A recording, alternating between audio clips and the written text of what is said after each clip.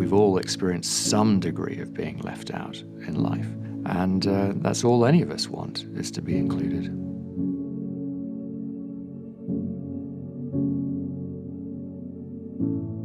If I were talking to someone who was feeling excluded or was being excluded, I would say, look, this isn't about you.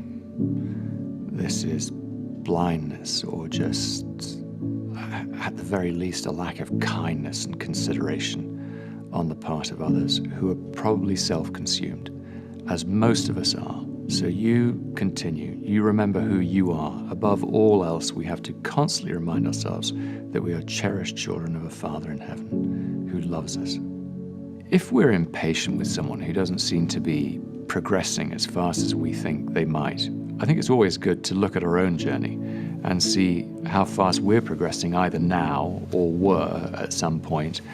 And if I have those thoughts, it's an instant check to prevent me from feeling that way about someone else, largely because I realize how extraordinarily patient our Father in heaven is with me and with all of us. One of the great lessons of the gospel is that we get so many fresh starts, that we can start again and again, that we can fall, that we can stumble, that we can pick ourselves up, and that we get a fresh start. You know, there's so much in daily life that doesn't suggest that at all.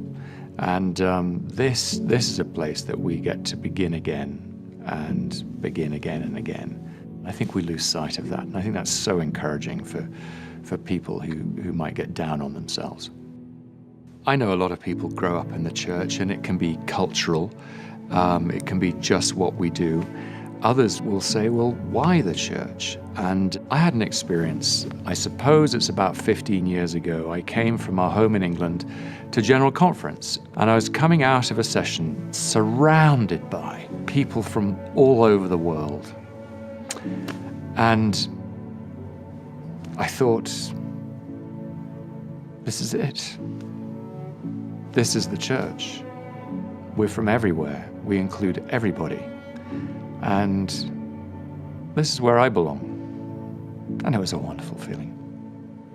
I think whether you're coming into it for the first time or if you've been here for generations, we have to remember and constantly remind ourselves that, as someone wise once said, this is a hospital for the sick, not a monastery for the perfect. There is nobody perfect here. We're not going to find them. It isn't going to be you.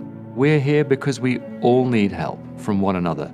Some of us are helped more for a season by helping others. Others need help for a while. And at different points, we're both of those. But we're here to help each other, and it serves us well to remember that.